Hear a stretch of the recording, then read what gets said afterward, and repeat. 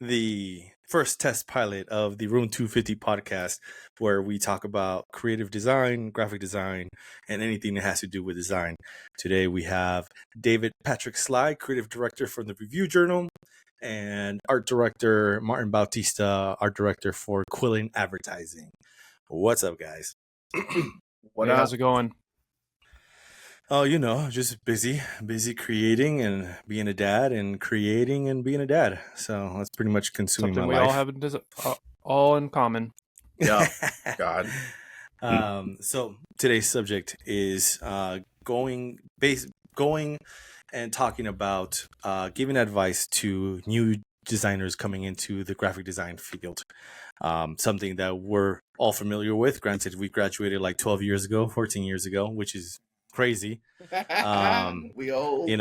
It's crazy to think that we were friends that long and we graduated that long ago. But the reason I wanted to talk about this is because last week I went and often, with Martin, get invited to review portfolios for graduating students at CSN and at UNLV. Yeah. Excuse me. And so seeing some of this new talent that's coming up, it's interesting. It's interesting. I know our college, that topic in itself is a whole new episode.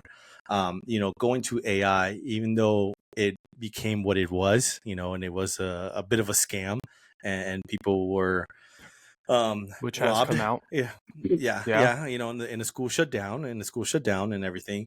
But I don't regret going to that school because the talent that was there that taught us that made us, leaps and bounds of years ahead of other people that went to, CSN or UNLV.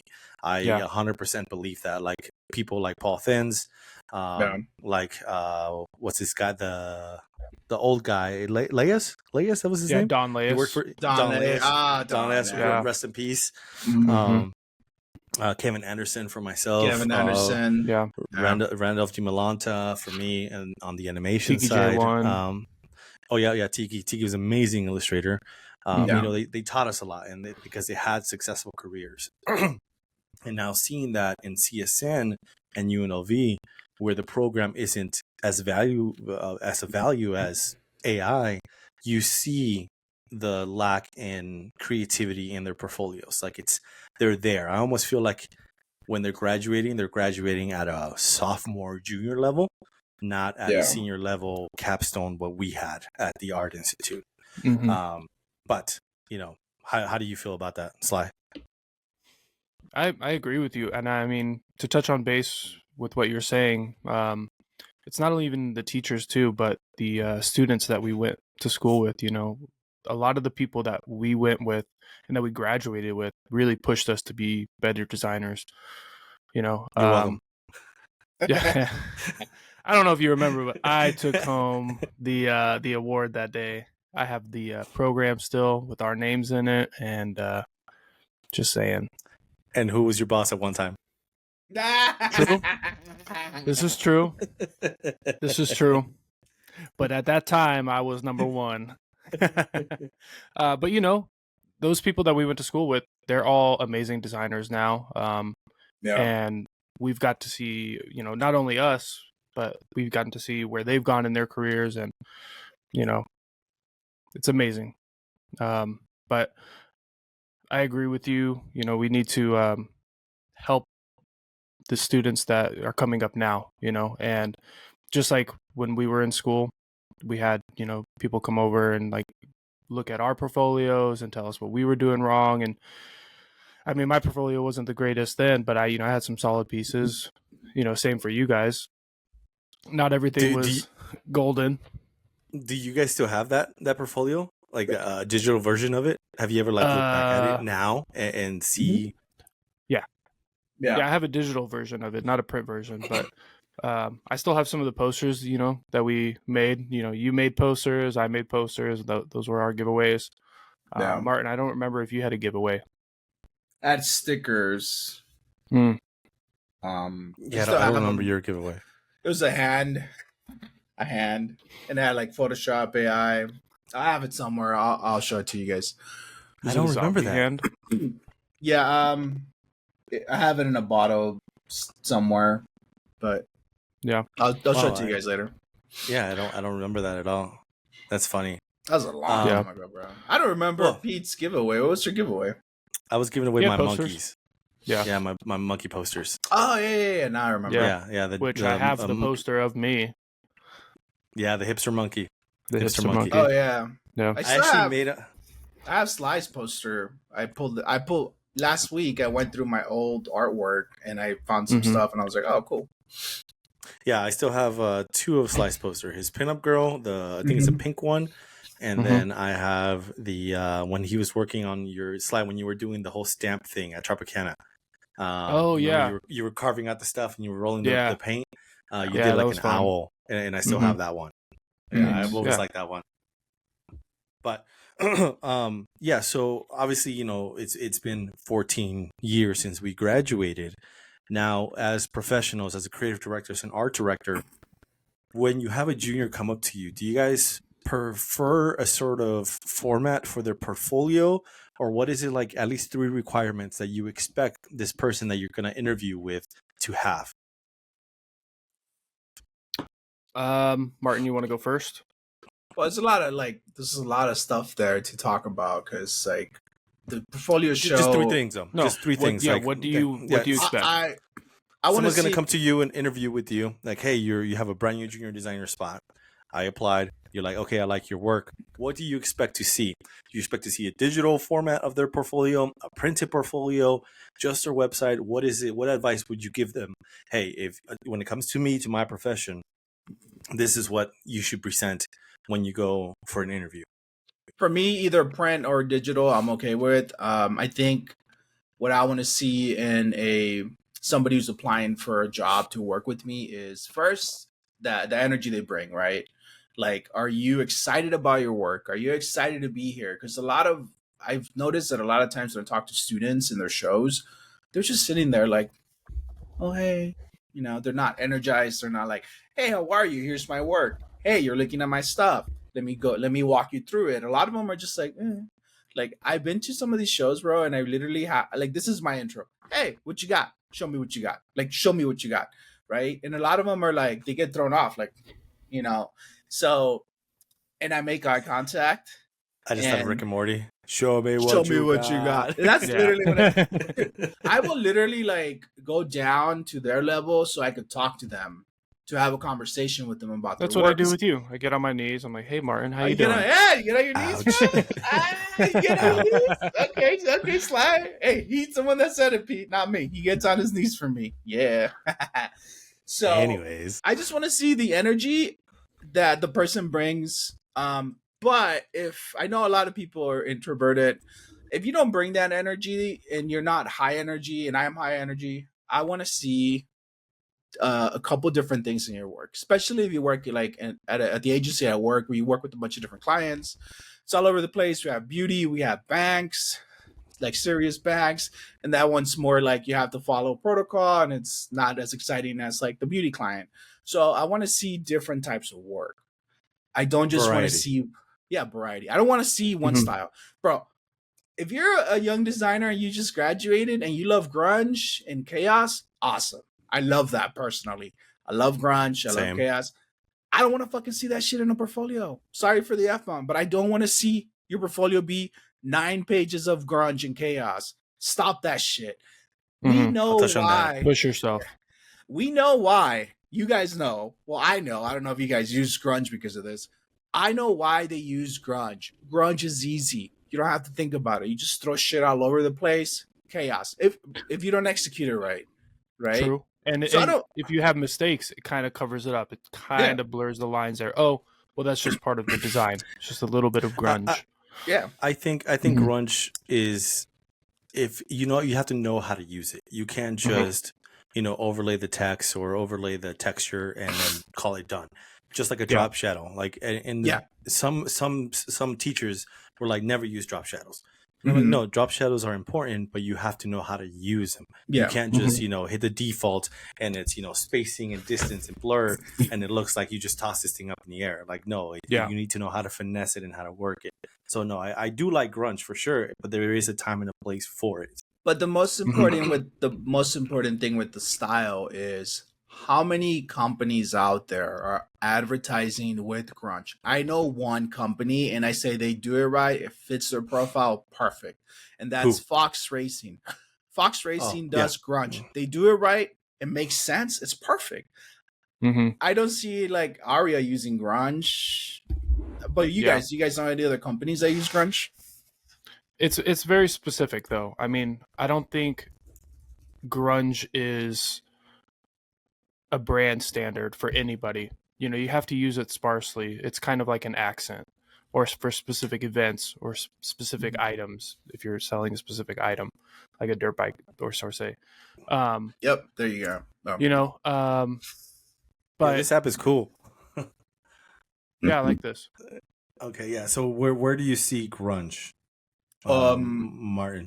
When I get emails from them, most of their stuff is grunge. Okay, so they're digital marketing. Yeah, advertising, that sort of stuff. Okay, but go on. Yeah, I would say probably for like more of their dirt bike stuff, because you're in the mud, you're in the dirt, that sort of thing. I think you would have to do Fox Racing like email blast or something like that.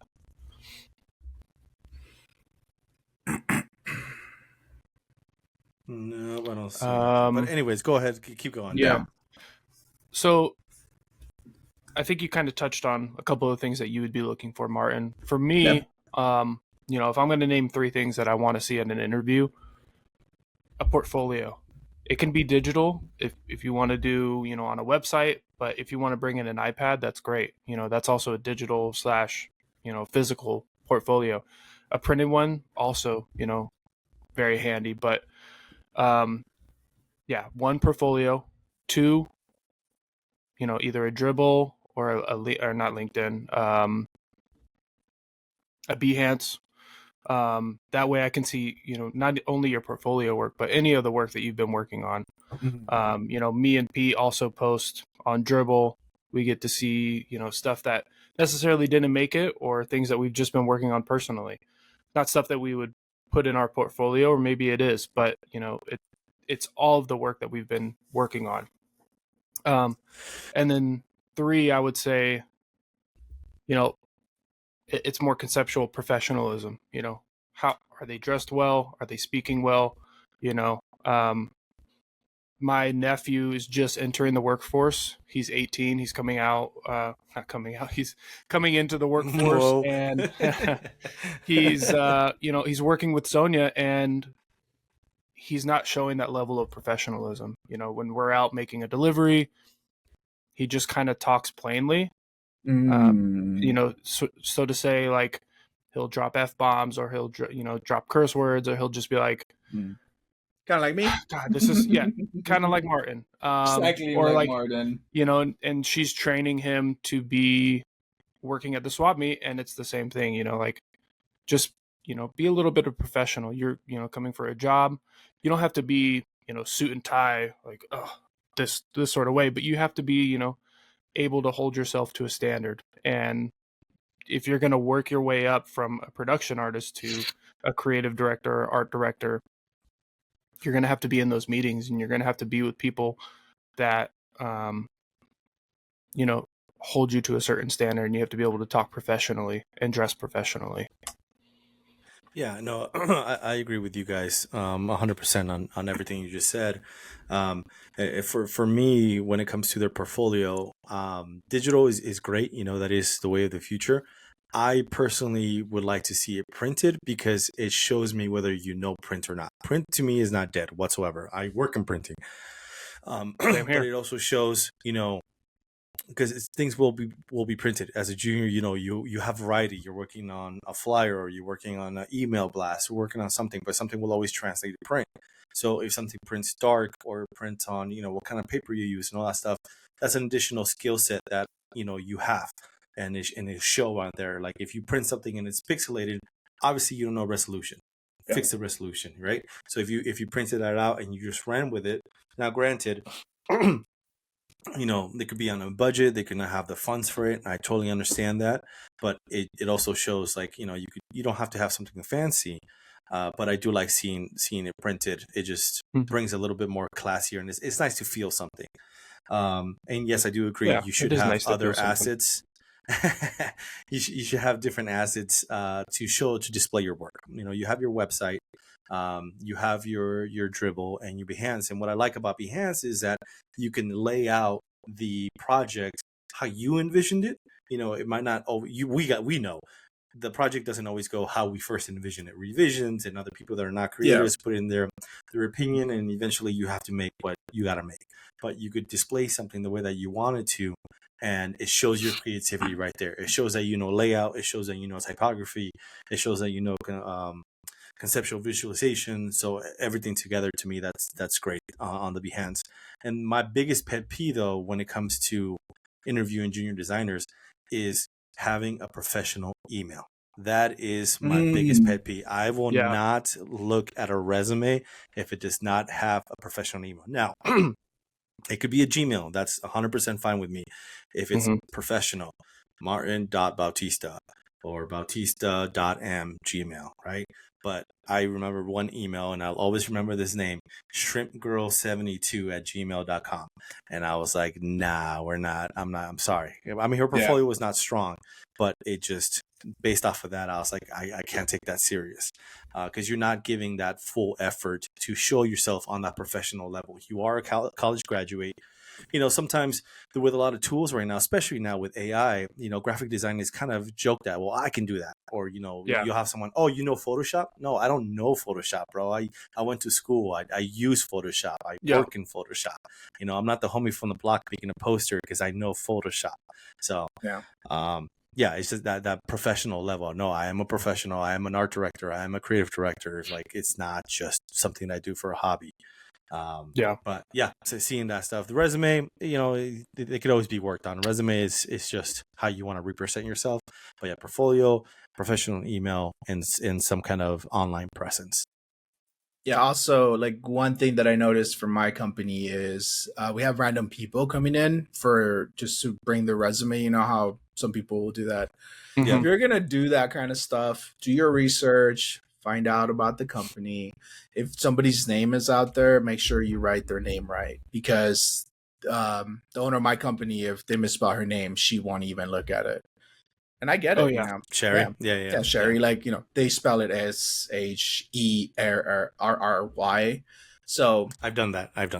Yeah. Well, I mean, so that, just keep that in mind. Me, I don't really care because people always butcher my name or they give me nicknames. You guys know. Same here. I always get Sky. Yeah. So I'd be like, whatever, no big deal. But everybody's different. And that's the thing that you need to be aware of when you're trying to get a job somewhere. If it's your dream job, do your research, find out what they do, their clients. That it's only going to impress us. If I'm interviewing somebody or talking to somebody and then they're talking about the clients that we have, and they, they'll tell me like, oh, I really want to work with the beauty company. Like, I love doing that stuff. And that's another thing, that if you are trying to work somewhere specifically, then your portfolio, if you kind of tweak it towards what they do in that specific agency, then your chances of getting hired are higher. Yeah. Do your research. Yeah. Yeah, very true. Yeah, do your research. I mean, as far as your portfolio, I do expect variety. I expect the standard stuff that they teach you at school. Here's your logo layout. Here's your email blast. Here's your poster. Yeah. They don't really, thinking back now, they just told us, create what you want to create. Like, here's an environment design. Like, you had a variety of everything, but you weren't really given a creative brief, because that's not how things are done in the real world. Right. So you just kind of lay shit out, or you do one logo in one big page, or 3 logos in one big page.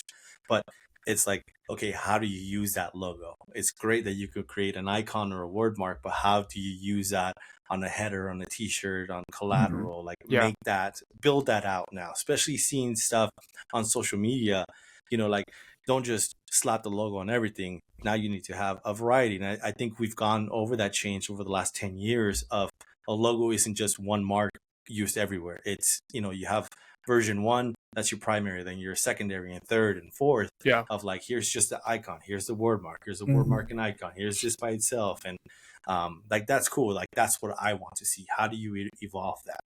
To go back and talk about the grunge part, one of the portfolios that I reviewed, the kid was talented, and I gave him a score of 6 out of 10. And he was talented on the concept side. He has ideas. He can put stuff together, but he needs a lot more time working on it and a lot more skill set with typography, because the font that he chose to lay out all the wording in the portfolio was a Mortal Kombat font. And he was very inspired by Mortal Kombat. There was a lot of stuff that related to that. Great. I think this kid's he's gonna do something in, you know, if he spends about 1,000 hours working on his craft, he's going to evolve big time. But if he wants a job as a graphic designer, he needs to work on his typography, because literally it was like something that Hydro 74, that kind of font that he used for all his wording. It was all big, bold, capital, like just Mortal Kombat. That's the best way for me to describe it. And I was just like, nah, man, you got to change that up. Your concepts are great. That's awesome. Keep working on them. You still need to polish them up a little bit more. But the description, Helvetica, nice and clean. That's all you had to use. But there's nothing wrong with using just a standard font. Exactly. To support your headline text. Yeah. I mean, this was just straight up Mortal Kombat. I felt like I was looking at like combination codes, like left, up, down, X, you know, fatality. Because it was just way too much. And I feel like some of that part does not get taught in school. Granted, I don't know. I haven't been to CSN or UNLV, but that is one thing that needs to be taught is typography. Typography does make or break you, because it can. It's not a strong suit for every designer. I was going to say, along with it. Yeah. They need to teach them typography, hierarchy, and how to mix fonts that work well together. Very true. Yeah. Now, when it comes to the portfolio, how many pages do you guys expect to see? From start to finish, what do you guys expect to see? Okay. I'm okay with anywhere from 5 to like 10. But the most important thing to me, and I tell this to the students every time I go to the portfolio reviews, is if you're not passionate about it, you don't love it, I don't want to see it. I don't want to see your work if you don't love it, because I'm going to ask you questions about it. And when you're answering questions, and that's what I catch, when they just put it on there just to fill the pages, I ask them, why do you do this? Why did you do that? And their answers are just like, oh, because, or it's just a random answer that doesn't show their, they love it. So I straight up tell them, do you love this? Well, I don't want to see it. I don't want to see it. Don't show it to me. That's a very good point. If you love your work, even if it doesn't look that great to me, but if I could see that you're like, love it and you're energized about it, then I could say like, oh, okay, cool. You have a good concept. You just need a little bit more polish, and it'll be there, in a couple hours of time that you give it to. But I can agree with that, but I think 5 is too small. I would say 8 to 15. Damn. Okay. Oh, wow, really? Yeah. Okay. Just because, I mean, if we're thinking about one page is one design, I want to see, like you were talking about earlier, some variety. And, especially with me working at the Review Journal, we have, client from A to Z selling from A to Z. So we have a lot of different clients, whether it be print or digital. And I want to see what you're capable of. But I also agree with Martin, if it's on the lower end, if it's under 7 or 8, if those are all projects that are like really refined and really polished, I could let it go. But I think having too little just shows me that you haven't had that much experience. And that's just where I'm coming from. Okay. I shoot for 10. 10's my sweet spot. I think 10 gives you a nice sweet spot of a good variety of strong stuff, whether it's logo, magazine layout, events, whatever it might be. I think 10 for me is the sweet spot. Anything less than that, it needs to be solid. Like you said, Sly, it needs to be solid. Like if you show me 7 pages, they better be 7 really good pages. And those 7 pages must not include your intro and outro. Like if one of those is your cover page, for me, I'm not including that doesn't count. It's just no. How do you guys feel about students like own brand identity? Like, do you think they need it or they don't need it? Does it need to be strong, or it doesn't really matter as long as their name is just kind of stylized? I mean, you know this. I made an icon for myself since college, and I've had that since then, and I've refined it. Yeah, and I still want to create more. And now I'm in the phase of trying to learn Blender so I can create a 3D helmet for myself and actually do like a photo shoot and have that on my Behance, on my Dribble, because I love how I created it, and it's me. So for me, I will give a junior an opportunity for an interview if their logo is dope. If their logo catches my attention, like obviously the rest of the work should be great too, but that's one thing that will definitely, if it's just type, thin font, bold font, first name, last name, very basic, but okay, whatever, I get it. You know, like Martin, logos are not your thing. But if I see a strong logo and word mark, I'm definitely giving you an interview, big time. Yeah. So you're saying logo, not brand, because you did say brand. So I'm thinking like they have like a whole thing. Logo. So I'm just I'm clarifying. Yeah, so, we'll just say logo. They just have a logo for themselves. Like how much if they have do a you logo judge for on themselves, I really like that. What if they don't? If they don't, then I'm not sure. I think I'm kind of biased because we all went to the Art Institute, and that's something that kind of really ingrained in us. You need to make yourself stand out, and you need to brand yourself. I say brand, but they did make us brand ourselves. We had to come up with our logo. We had to come up with how we would do our business cards, how we would do our stationery if we had stationery for ourselves. We made a whole entire website. Everything from all of that. So I think having a logo really, sets you apart. I still have some of those. Sonia hasn't seen those. She's like, "Oh, I want to see those." I mean, it's iconic, I guess. You see it, and I recognize it. I recognize the logos that you guys have. Martin, I don't have one of yours, I've ever Martin. seen yours. Yeah, and I don't. I remember your MB, but I don't think I ever got one of your cards. Yeah, I gave you guys some at Trop. Remember, I rebranded myself. You guys gave me shit forever. Remember? Again, iconic. Yeah. I remember that. When she came up with that, and everybody was like, "Oh, it's like that's you."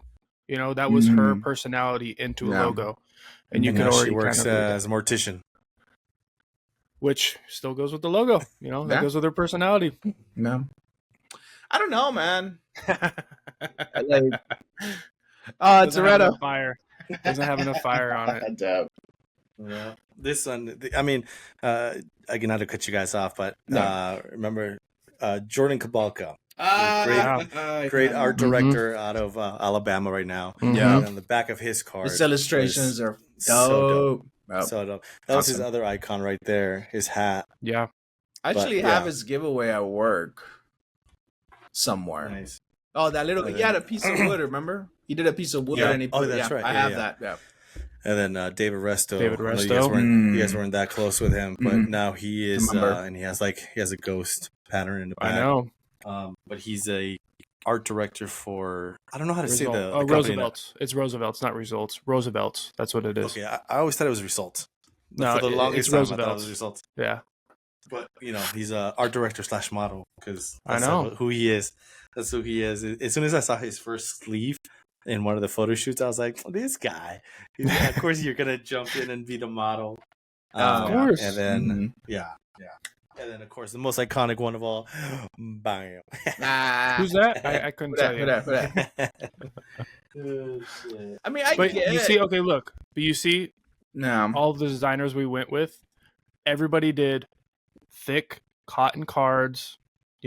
Impressed. Everybody was kind of trying to one up each other. Yeah. And I don't feel like that's kind of embedded in the students now. Well, versus like when we were going into schools. I definitely haven't come across another letterpress business card in quite some time. Long time. At least at the portfolio shows, I have not come across any letterpress cards whatsoever.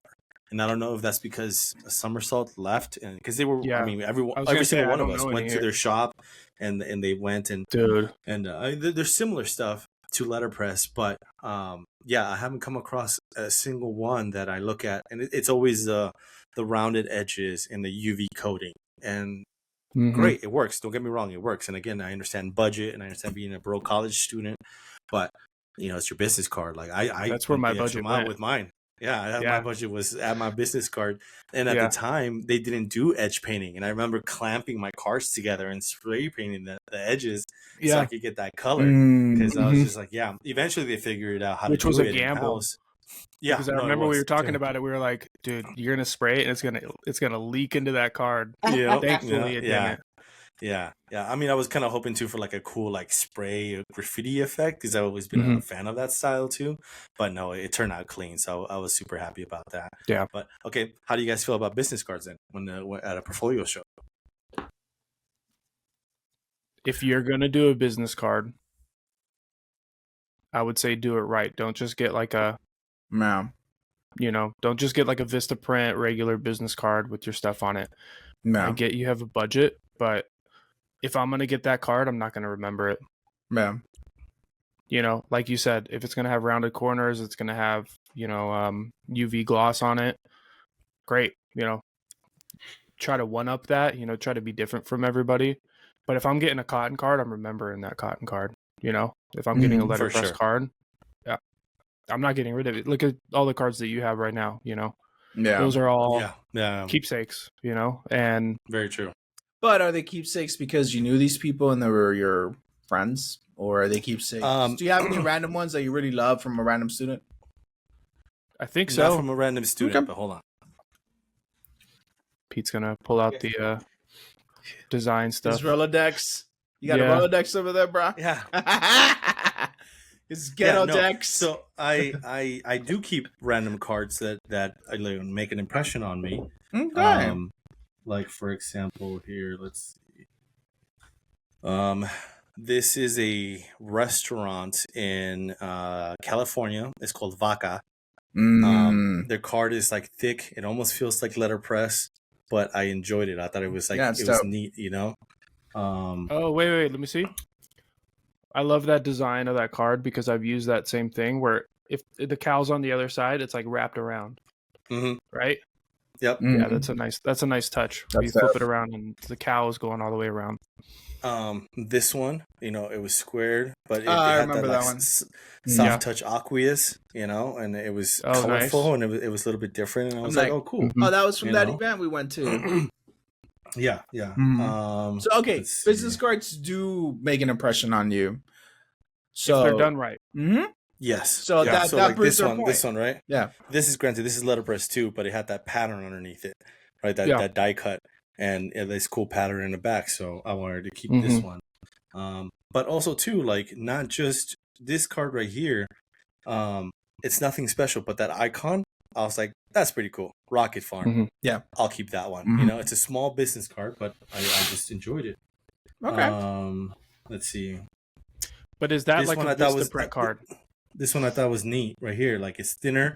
Yeah. It's just clean. It was just like nice and clean. And I was like, okay, like I could write something on the back, a little note, but I have it. So it's not just the designers that I have. I mean, this one looks like some car audio or car thing, again, same kind of pattern. And I was like, this is neat. I'll keep that one. So it's not just people that I know. Okay.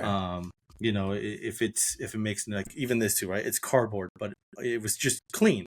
And it had a little stamp, and I was like, that's nice. I like that one, So, there's this one here.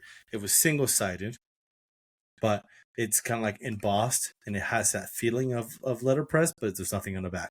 But I still enjoyed this. Like this was nice to feel, and that extra detail to it. So yeah, no, it's not just designers. If it's got a cool symbol, I'll definitely remember that. Like shit like this. This was that Asian guy that we went to school with. It looks like a sushi restaurant, but it was just clean. But yeah, most of my cards that I do have are letterpress.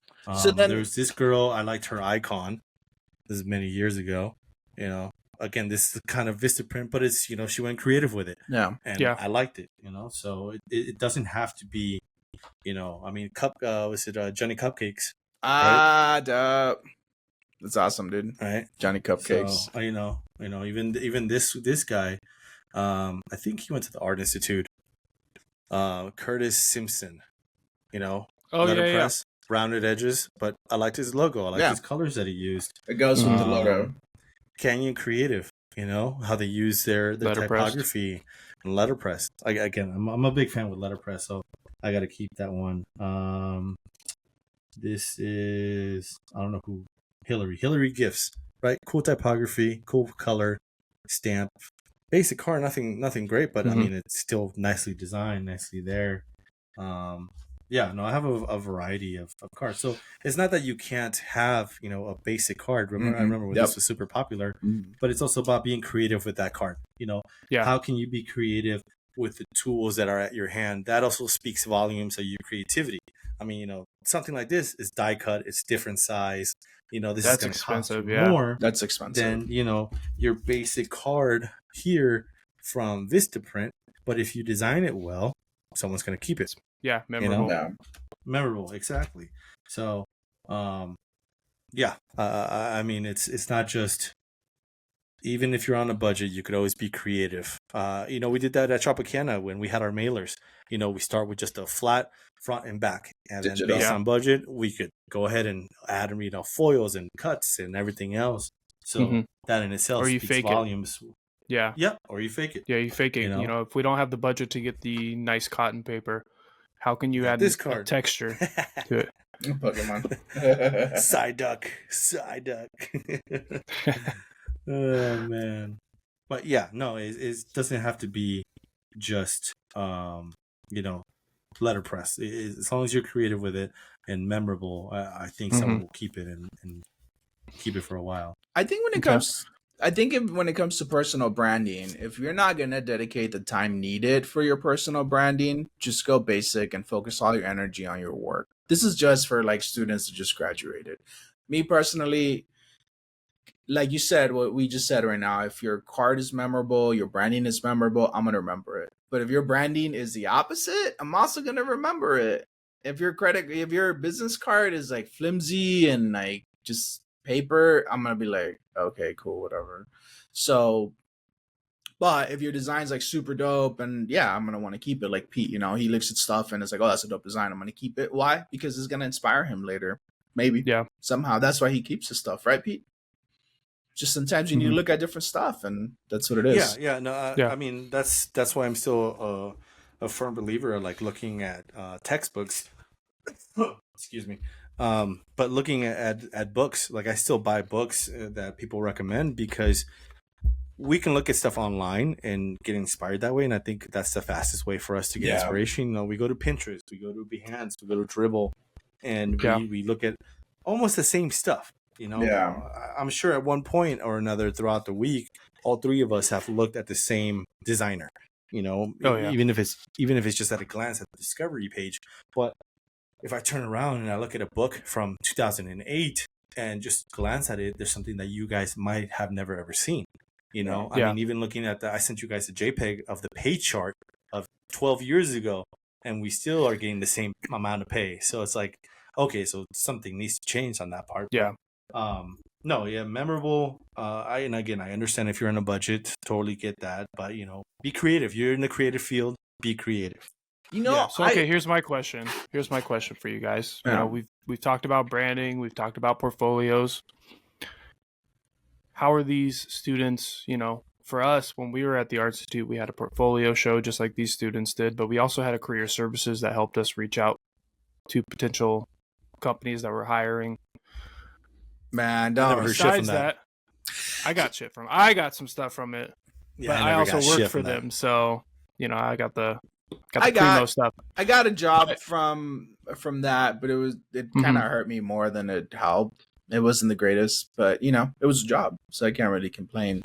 You got to learn from every job, but I don't know. How would you say that a student now find a company or a person to hire? You know, to get hired or to even have them look at your portfolio besides a portfolio show? How would you have them go out and try and find a job? Network. Okay, through what? So through network, through your colleagues at school, right? Like stay in touch with them. obviously you guys know that I give shit to AIGA, but events like and organizations like AIGA, I give shit just because of the price that I pay and I get zero benefit.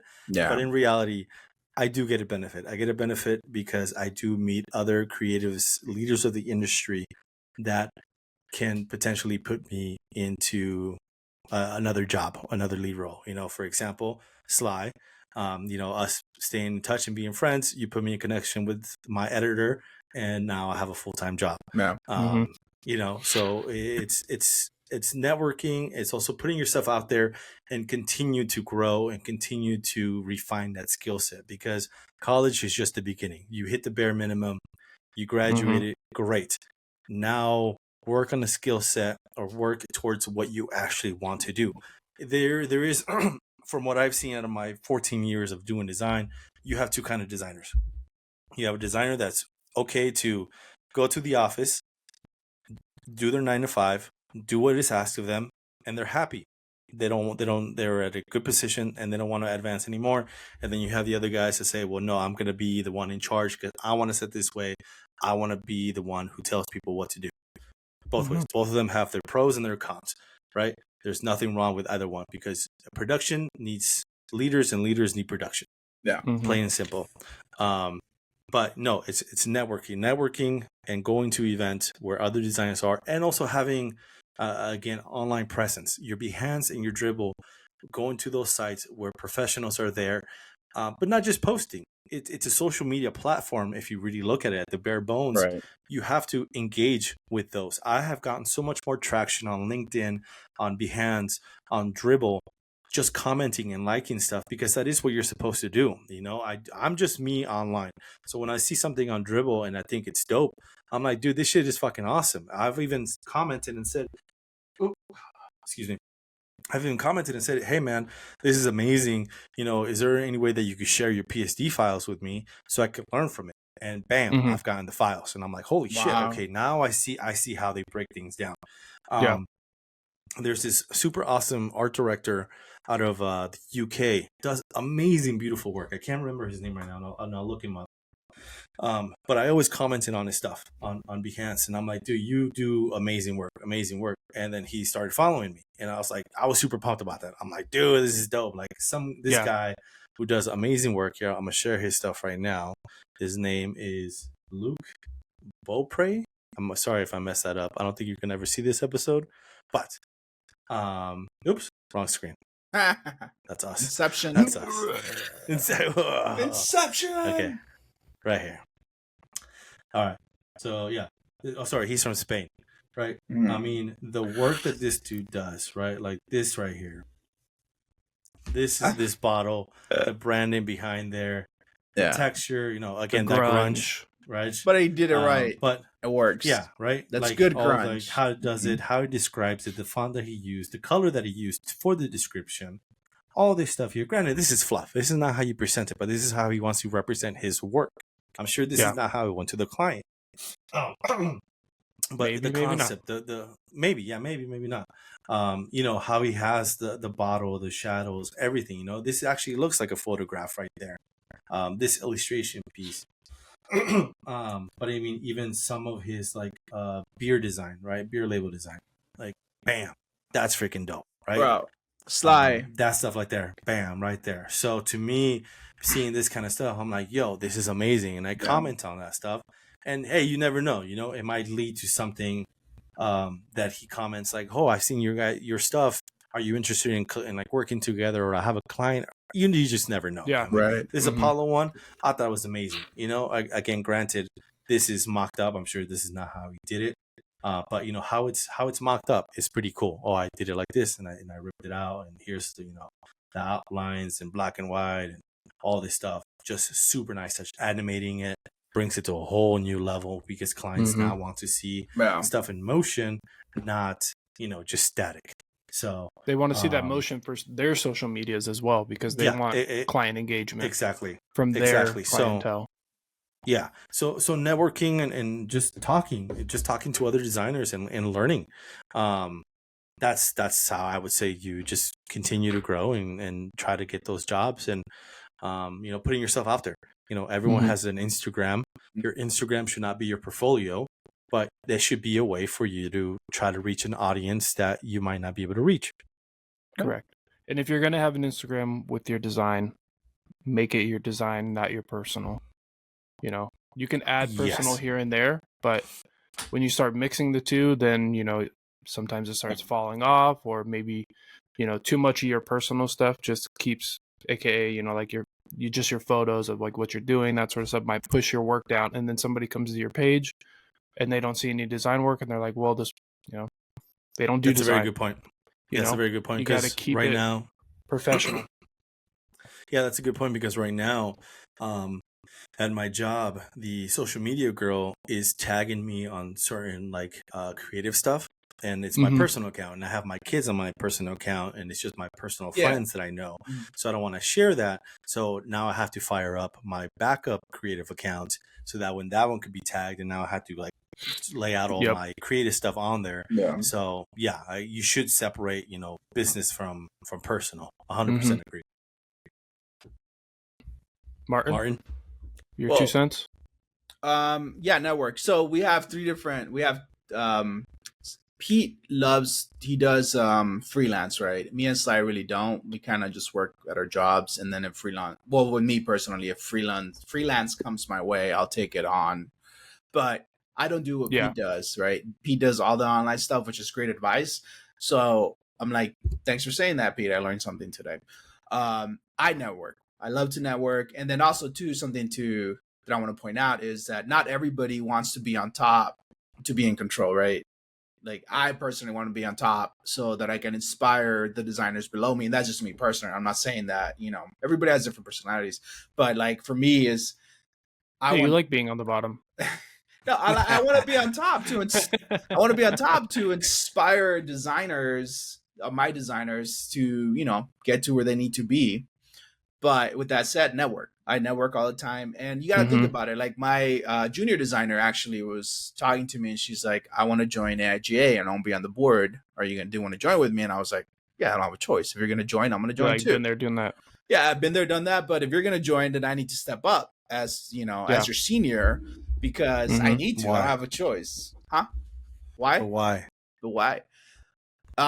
Well, bro, I don't like doing to help guide her. Yeah, I like being I want to be on the board to inspire the community, to help out, to give back.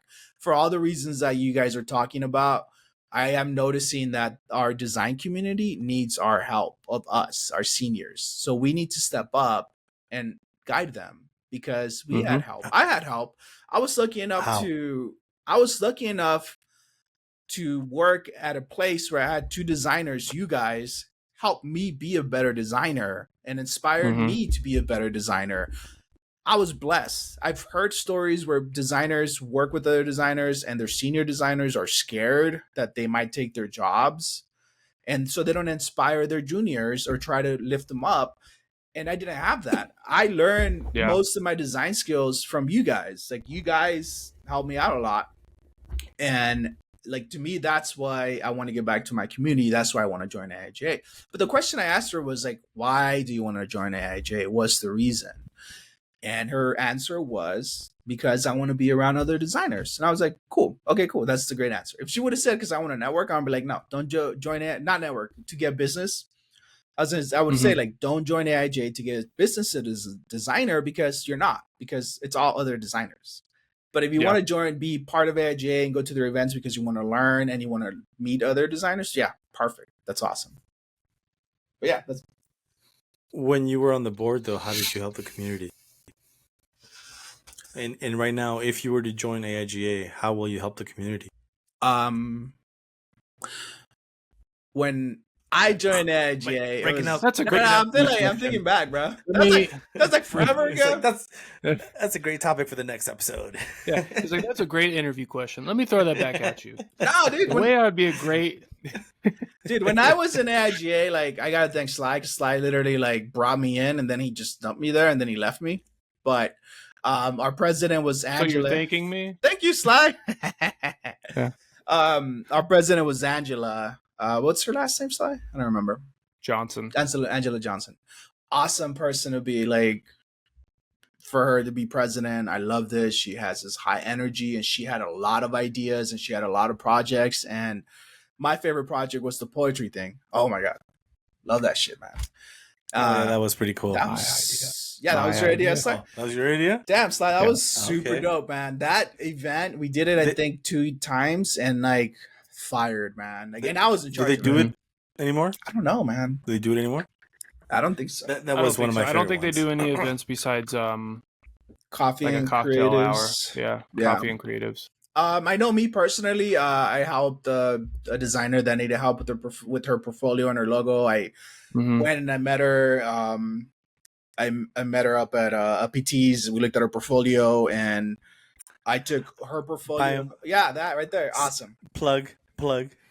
Yeah, that's from Lush. No, yeah, Lush. That was one of my my favorite one. I did enjoy getting picked for this stuff. This one, because our I did this one too. Our design week was around. Like I have that one. A poetry week that was also going on, and I was like, well, how can we mix these two kind of creative things? Maybe we get somebody who does poetry. We get their poetry from them. We have a designer read and interpret it and make it into a poster. And then we can, do the readings at the same time. And then we can see if the people connect with the poster, if they understand what the poster is about, and then they hear the poetry and they see how the designer came up with that. It was awesome. So I do remember. Yeah. I do remember, Martin, you sent me a picture of this when Dan, our friend from CSN, College of Southern Nevada, I think he's on AIGA right now. Yeah, he's the president. He was showing it in the classroom, and I was like, "Oh, that's pretty cool. That's pretty cool." Mm-hmm. So that's why. So this right here that we're talking about, like, because of that event, Pete has inspired a bunch of people. I don't even know how many, but you can literally say, like, because your work, bro, is fucking dope.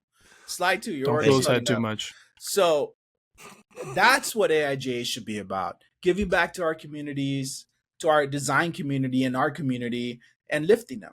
Like, I don't really see that right now in our community. But again, to go back to it, your junior's joining AIGA, and you will too, because she's joining it. How are you going to inspire the community? I don't know. Like, what are you going to bring to the table? I can't really say how right now. At first, I need to go to talk to Dan and see where they're at and see what his mind. Who's the president right now? Dan McElhatton. Okay, gotcha. So I need to see where he's at, what's the situation with the AIGA, because I really don't know what's going on with the AIGA, and I heard there's some stuff going on in the background that is not like so good. But that's hearsay. Yeah, at the national level. Yeah, so that's hearsay. But at the end of the day, I don't care about national. I care about our community, our Nevada community, and I would have to go in and talk to Dan, sit down with him, and ask him, where are we at? What do you want to do? What kind of energy do you have to execute the stuff that I would love to bring back that event, the poster with the poets. Like, it was such a great event, man, and like we had such good turnout, and AIJ made a lot of money out of that, and it's just genius. Like, I gotta tell you, man, I love doing that event, and it was amazing. So, and also too, you got to remember, AIGA is people that are donating their time to give back to our community. So I don't know what the energy is with Dan. I don't know how the board, how much time they want to dedicate their personal time to lift AIGA back up where it needs to be.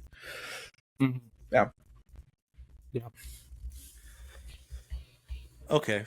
So it sounds like the dynamic trio here needs to start our own group, inspire people in our own way. Yeah. Vegas Creatives Club. And I think that's honestly, I do agree with you, in inspiring the community and, sorry. To bring it back in for a full circle, that is also kind of why I wanted to start this, right? It's to talk about real design stuff. So you guys know it, and I know you guys are obsessed with what we do too, but I'm really obsessed with what we do. I've slowed down a lot more having kids now, so they take my time, my free time. But a lot of things that I've read online through Reddit and Instagram and on Behance, the voices that are out there right now for design are show pony, where it's just oh, like a long way to go around and make a graphic, or to, this is how I made $500,000 based off one client, and you look at their work and it fucking sucks. And it's just like lies, right? It's just like fucking bells and whistles and fireworks, but it's not the actual work to get out to do, what it is to be a designer, what it is to be an art director, what it is to be a production designer. I mean, we've all been production designers. Up? You said up? Up a little bit, yeah. Is that better? Or should I just get closer? Yeah, there you go. Do you want me to be this close? You sound like this. Oh, okay. Is this better? Yeah. Better? Right here? So I've been fucked up this whole time? No, just that one. I think you're fine. Okay. So this right here, like having a real conversation and going over real topics, like this is a way for us to help that community that's coming up, because there is a lot of fluff out there on Instagram, on Behance, that on TikTok especially, that's just bullshit. Oh, you could charge fucking $300,000 for this logo. No, you can't, dude. No, you can't. Let's be real. Maybe one or two designers in the world that could charge that type of money for a logo. Yeah. Only two. But it comes with but it comes with a lot more than just the logo. The Pepsi logo costs $1 million, but have you ever looked at the brand guide for that? It's like 100 pages, and it's. I mean, granted, some of it is fluff. Don't get me wrong, but it's this is how we can help the community a little bit, because at the end of the day, I love what we do, but be able to share that knowledge and help designers that are coming up and actually be straight with them, not bullshit them of like, oh, you need this and that and you need to spend all this money.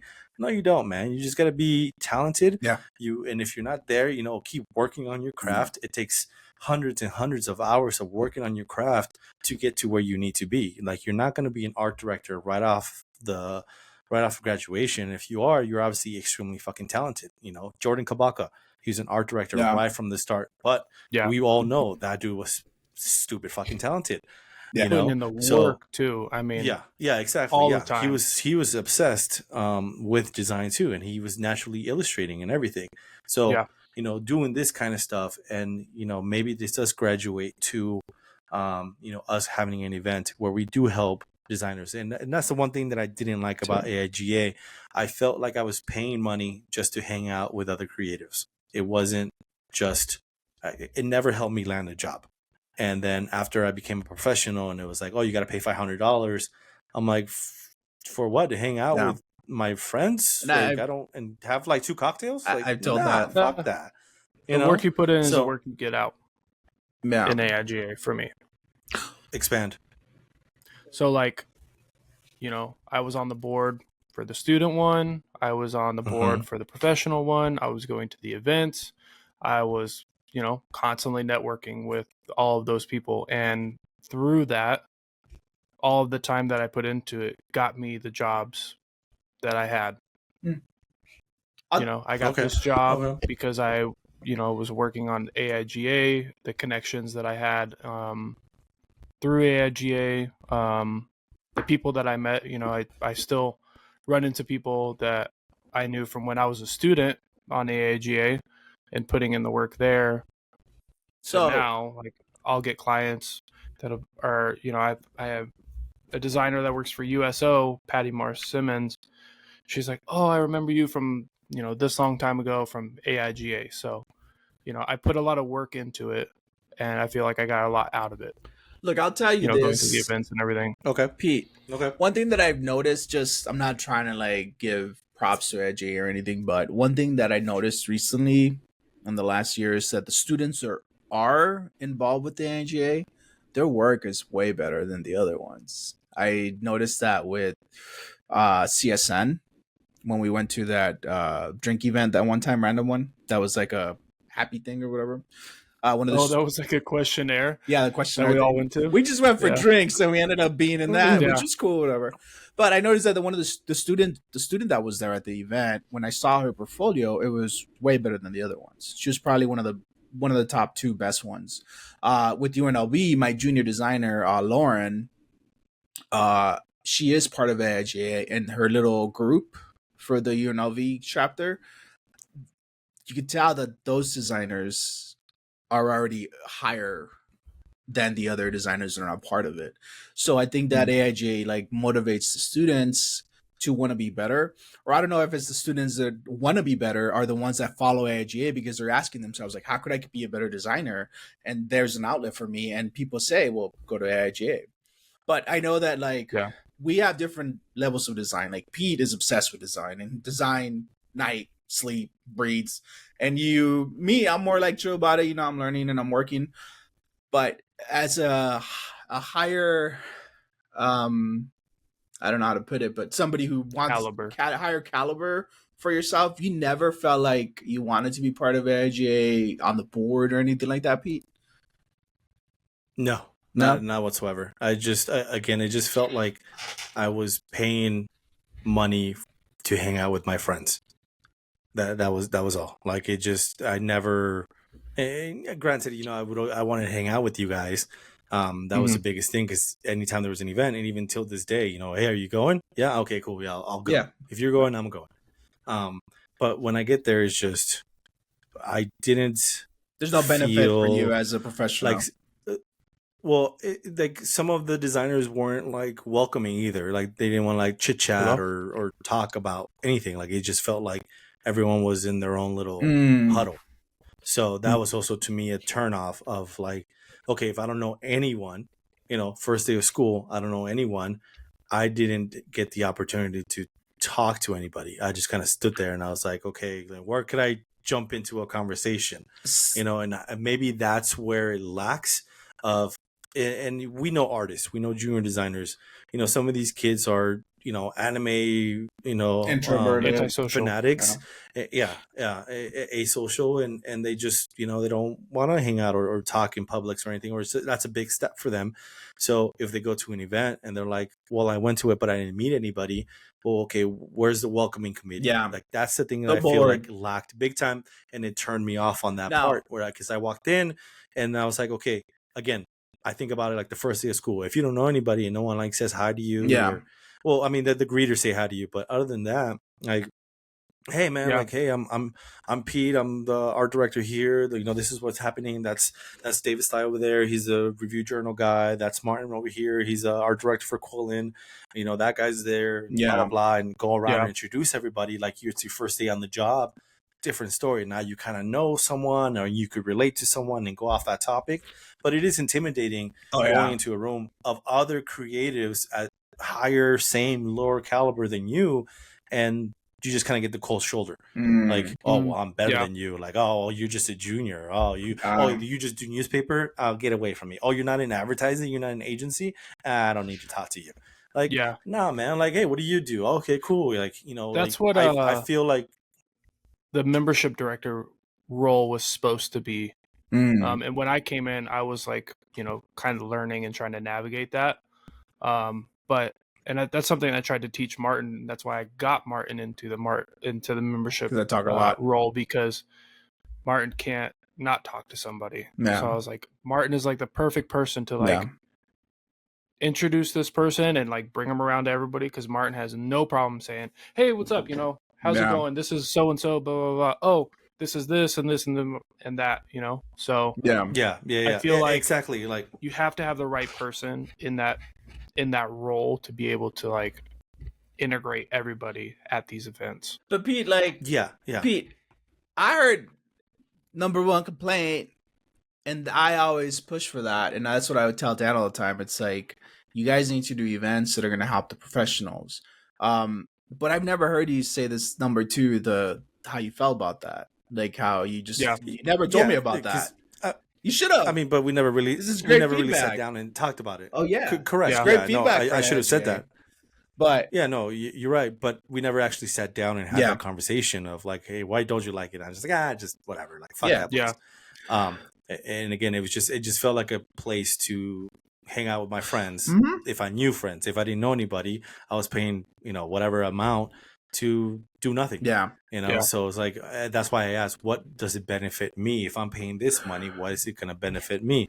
But again, if you had someone, okay, we're going to do the new members, you know, every 3 months, we're going to do a new member lunch or happy hour or something. And it's like, hey, you know, this person's this person, yada, yada, yada. different story, like, oh, okay, cool, I'm gonna attend that one. I don't know anybody. Especially the city growing, there's way more talent coming into town. MLB is going to be here soon, NBA will be here soon, NHL's already here, like all those stuff. There's big names in our city growing. Our city is a junior LA, and it's going to keep expanding. And again, it is intimidating going. I'm very confident in myself and who I am. But when it comes to being brand new into this industry and just kind of getting the cold shoulder, it's a turn off. Oh, well, fuck you too. It's a big turn off. I was like, why the fuck do I want to hang out here? I'll just hang out with my friends at the bar. Well, the reason why I joined AIGA, one of the reasons was to learn how to network, because what you just said is very intimidating. Now I know how to do it. I could go up to anybody. I don't really care who it is. I'm also older, so I don't give a shit anymore.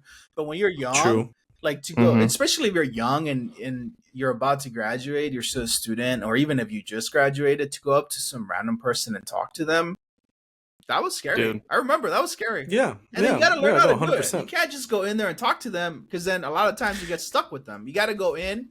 Hi, my name is Martin Batista. I'm a graphic designer. What do you do? Blah, blah, blah, blah. Oh, cool. Because he's not your homie. Yeah. Like, oh, cool. Awesome. Yeah, because he's not your homie. Yeah. Get the information. Because how I talk to you guys. Yeah, how I talk to you guys, it's very different than how I speak to a junior that's starting. I'm going to be Pete, the art director. I'm not going to be Pete, the homie. Yeah. So I'm going to be Arturo Peralta, art director. I'm not going to be, hey, Pete, what's up? Yeah. So I think that's one big thing that AIGA definitely lacks. Yeah. And as a junior who's starting, I agree with you. And wants to get in, it's something that definitely should be fixed. The thing that from being there, my time there, I think I was there for 2-3 years. What I was really proud of is that AIGA did help a lot of students. They did the portfolio reviews. They did a lot of events where they would talk to students and help them out. But I always felt what P is saying, that AIGA lacks. What about the professionals once they're done? It's cool that you're helping me while I'm trying to graduate and get my stuff polished. But once I'm already up there and I come back to the event, now I have the in. I'm the door that could get those other students into where I'm at or whatever, right?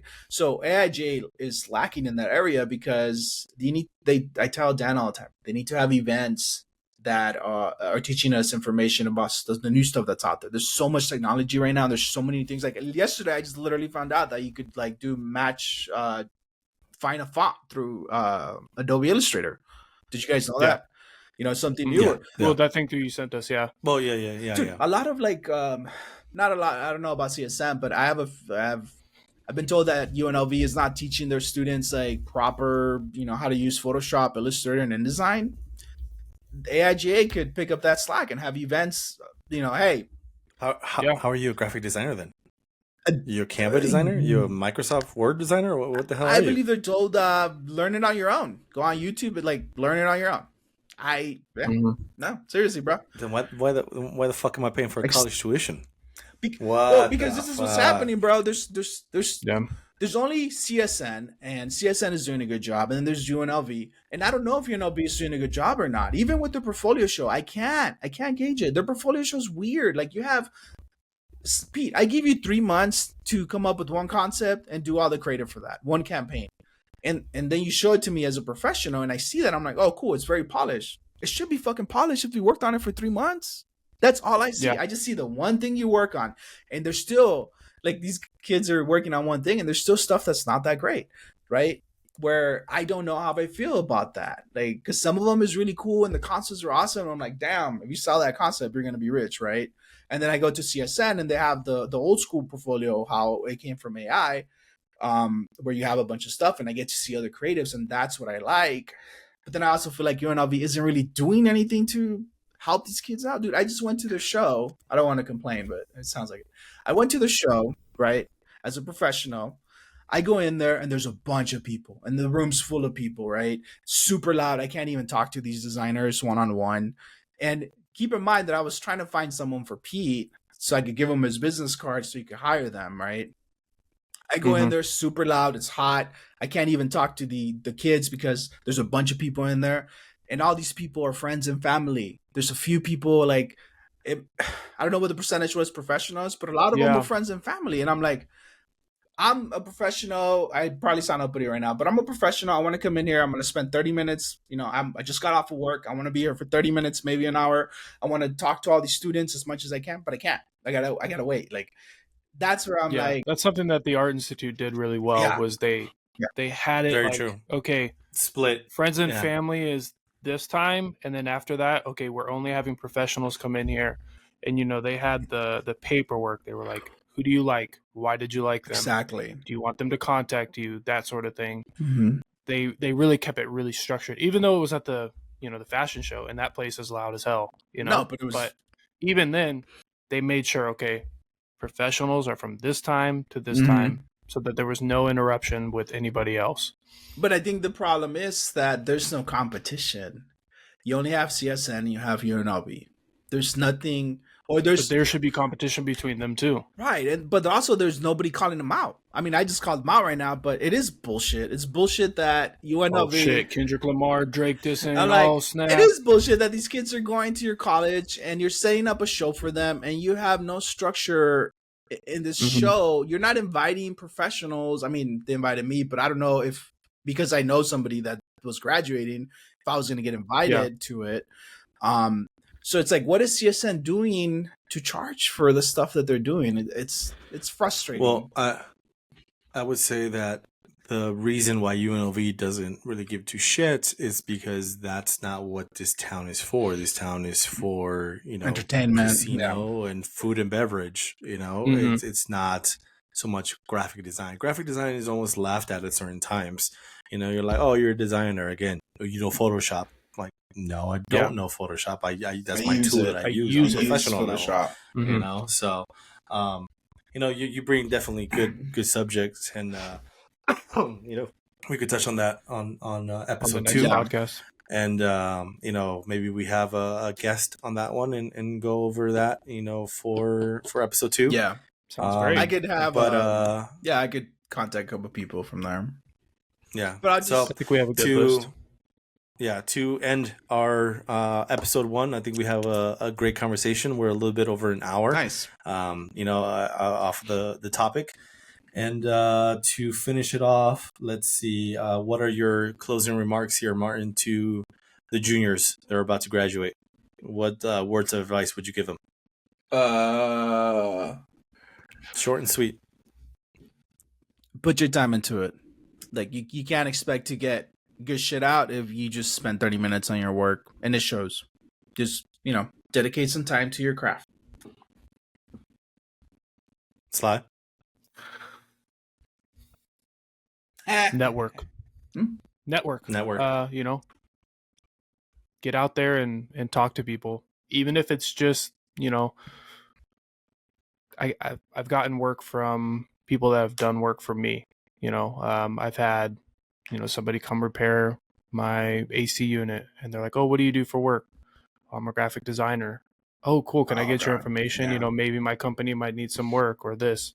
When I was out of work, I was putting in applications, just to get a job anywhere. And I put in one for a moving company, and they're like, hey, this resume is for design. This doesn't really look like you should be a mover. We have some design work. Can you do it for us? Yes. So put the networking in. Wow. I've gotten clients just going up to them and looking at their work, and I'm like, oh, cool, you have a business card, you made it yourself, make it be better. And they're like, okay, yeah, are you a designer? Yeah. So yeah. Nice. Pete? I would say it's okay to have multiple jobs your first 2 years after you graduate. Just find something that you like, that is passionate, that you're making some money, and that you will grow from. So it's okay to start an agency and hate it and go to a gaming company and love it, or go to an events company and hate it and go to an agency and love it. Like it's okay to bounce around your first 2 years, and a good hiring manager will understand that, because you're learning and you're gaining money, but you're finding your true passion for that. So and just keep working on your craft. Yeah. But good conversation, guys. Let's end the podcast here. Don't forget to wait till it says